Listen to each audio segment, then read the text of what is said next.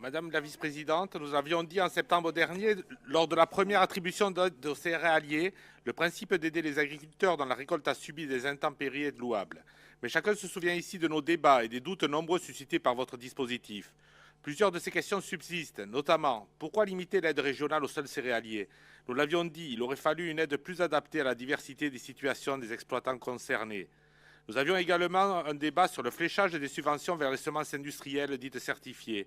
Plusieurs organisations syndicales agricoles s'étaient alarmées de ce choix. Elles insistaient notamment sur la nécessité d'élargir l'aide aux semences de ferme, moins coûteuses que les semences certifiées et plus économes en produits phytosanitaires. Surtout, chacun avait bien saisi que votre volonté était de donner un coup de pouce indirect aux industriels producteurs de semences certifiées. Un autre point problématique était la délégation par la région de l'instruction des dossiers d'aide aux chambres d'agriculture, autrement dit à la FNSEA. Nous l'avions dit, pour nous, le politique ne peut pas déléguer totalement ce rôle à une organisation corporatiste. Nos débats s'étaient soldés par l'adoption d'un amendement sur le triage à façon, dont on retrouve la mise en œuvre dans le présent rapport. Nous avions voté cet amendement très technique, mais par la suite, plusieurs organisations agricoles nous ont fait savoir leur insatisfaction.